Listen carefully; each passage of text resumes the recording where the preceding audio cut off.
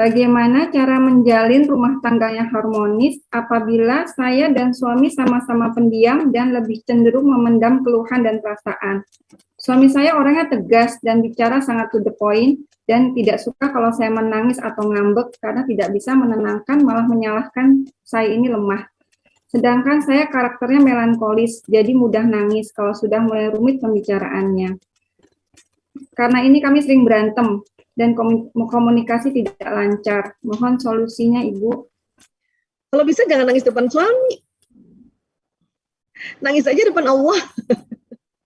Habis sholat nih, istighfar dulu.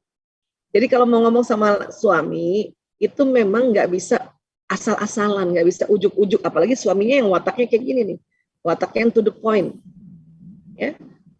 Alih-alih kita pengen mendapatkan kasih sayangnya sebagai pelipur lara, malah dimarahin.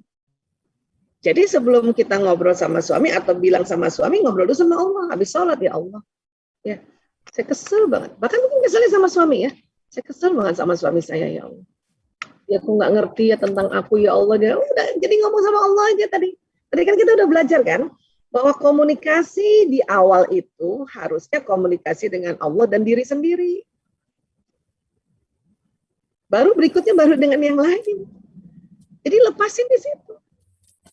Kalau sampai suami melarang ya istri nangis pada saat sholat, kebangetan tuh suami. Suruh dia ke psikolog gitu. Ya. Kalau sampai kayak gitu. Makanya kenapa sajadah kita ini terbentang panjang itu, ya kita taruh di mihrab kita. Makanya harus bikin mihrab ya Bun, ya bikin tempat memang sholat yang di situ selalu bersih. Dan kalau kita nanti dialog di situ dan kita nangis nggak gangguin orang, nggak gangguin suami dan sebagainya, itu harus punya memang ya tempat. Disitulah kita ngaji, disitulah ada Quran kita, ya. Ada taruh meja kecil, taruh di situ Quran, taruh bantal kecil. Kayak bantal gini lah maksudnya, bantal-bantal kayak gini nih, bantal kursi, ya taruh di situ juga, sehingga satu ketika lagi dialog melepaskan kekesalan kan boleh habis sholat itu. Ya Allah, saya mohon izin ya Allah melepaskan kekesalanku pada suamiku, ya Allah. Misalnya Bunda kesel, Bunda cubit-cubit bantalnya, itu nggak apa-apa, itu boleh, karena itulah terapi namanya, ya. Dan kita bukan ngomong sendiri, kita ngomong sama Allah. Lepasin di situ, nangislah di situ. Sudah enak, sudah lapang. Baru tinggal minta waktu sama suami. Mas, aku mau bicara serius, minta waktu 15 menit aja. Dan kalau bicara sama suami, minta waktu sama suami dan bicara hal yang serius, nggak usah lama-lama. Apalagi suami model kayak gini nih, yang to the point nih. Paling lama 30 menit. Dan ngomong, aku minta waktu 15 menit atau 30 menit. Dan sampaikan kapan maunya. Nanti malam jam 9 malam boleh Mas? Tapi ingat ya, ngomong sama laki-laki jam 9 malam, dia udah ngomongnya cuma ya. Kalau bisa minta waktu besok, ada nggak? Waktu aris asar, misalnya, jam 4 ke atau setengah 5. 15 menit aja. Itu laki-laki senang digituin. Tentukan waktunya, berapa menit, dan apa yang mau dibicarakan. Aku mau ngomong tentang diri aku. Nah, maka dia akan siap besok. Kenapa laki-laki begitu sih puasa? Ya karena laki-laki itu senang yang to the point. Karena dia tahu kalau ngomong sama perempuan, kadang-kadang perempuan ngomongnya tuh kemana-mana merepet. Jadi dia malas. Laki-laki begitu soalnya. Ya. Dan maka itulah laki-laki senang rapat, karena rapat jelas waktunya, berapa lama, dan apa yang dibahas jelas. Nah kita bikin aja kayak gitu. Udah 15 menit, udah terus tulis poin-poin yang mau diomongin. Ya, Mas, aku minta maaf ya. Aku sekarang lagi nggak enak perasaan nih. Sebetulnya aku kesel sama kamu. Ya. Kenapa keselnya harus kasih tahu? Karena waktu aku WA kamu, ya, kamu nggak balas, padahal kamu statusnya online. Misalnya gitu kan? Kan perempuan gara-gara gitu aja kesel loh. Ya. Atau misalnya, ya, itu saya pernah kok kayak gitu. Kamu pergi keluar kota, udah sampai di luar kota, yang dikasih tahu teman kamu, saya istrinya nggak dikasih tahu. Aku kesel loh itu, aku nggak suka loh kayak gitu. Jadi Si suami ngerti, oh istriku nggak suka kayak gitu. Oke, next time aku akan juga lapor sama kamu, WA kamu. Udah beres. Gitu. Oke, Mas ya? Udah. Ya.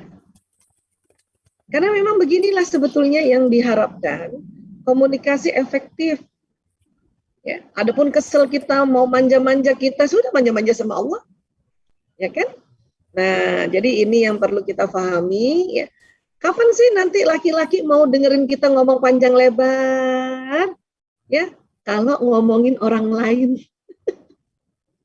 Bapak-bapak itu suka ini juga loh, suka ngerumpi juga loh, Bu. Kalau ngomongin dirinya dia, iya. Kalau kita ngomongin dirinya dia, aku nggak suka sama kamu nyebelin aku, itu kamu lama-lama. Tapi kalau coba cerita deh, misalnya cerita kita, ipar kita ceritain, ya, mas si Anu itu, dia juga suka, kenapa emang kenapa? Itu juga ciri khas laki-laki, walaupun tidak sepanjang kita nih. Kalau kita perempuan karena 20.000 kata itu suka gibah.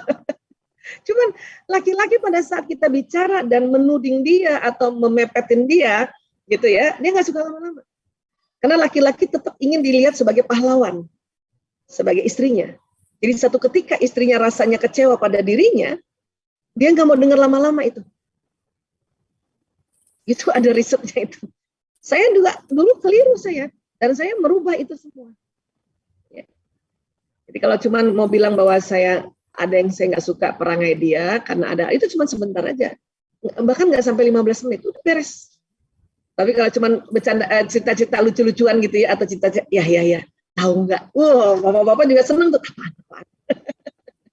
Ya, nah ini perlu dipahami juga. Ya, karena ada hal-hal kadang-kadang kita cerita lucu aja sama suami, atau misalnya tuh ya suami kita ngirim kita misalnya video-video lucu, ketawa lah Bun, dan kita bahas ini lucu banget nih, dari siapa sih yang lucu banget nih, dari temen, ini lucu banget nih, kenapa begini ya, itu senang ya, agak cerita agak lama tuh ya soal kayak gitu. Tapi kalau yang nyerang dia nggak suka lama-lama ya. Oke, kurang lebih seperti itu, mudah-mudahan terjawab ya. Dan kedua, bagaimana memotivasi anak agar bangkit dari kesedihan dan depresi karena wafatnya orang-orang yang dicintai? Oh, kalau itu lama memang. Nggak bisa langsung dalam bentuk hari, apalagi orang yang meninggal. Nggak bisa. Butuh waktu dia. Butuh waktu. Ya, butuh waktu, jadi nggak usah terburu-buru untuk membuat dia langsung move on, butuh waktu. Dia masih nangis, temenin. Dia masih mau ngobrol, temenin. Dia masih mau curhat, temenin. Ya. Karena stres yang paling tinggi adalah kehilangan orang yang disayangi, apalagi meninggal ya. Apalagi meninggal. Ini harus tahu kita. Karena banyak orang, ya, apalagi kalau banyak orang yang ingin dia cepet-cepet dong, harusnya dia ikhlas. Bukan masalah yang nggak mau ikhlas. Orang lagi sedih itu, kalau di level emosi itu dia di bawah banget. Frekuensi tubuhnya cuma 75 Hz. Dia mau nangis ya, kasih nangis saja dulu, nggak apa-apa. Jangan suruh dia, nggak boleh nangis. Nanti kasihan arwah, boleh gitu. Ya, kalau dia nangis, ya nak, misalnya bundanya ya, atau misalnya kita budenya ya, bude tahu kamu masih sedih ya, kamu ingat ayah ya? Ya aku ingat ayah. Ayo kita bacain doa yuk. Nah, ajak itu.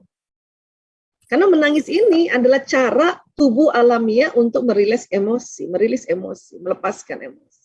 Supaya nggak bertumpuk di otak kita atau bertumpuk di tubuh dia.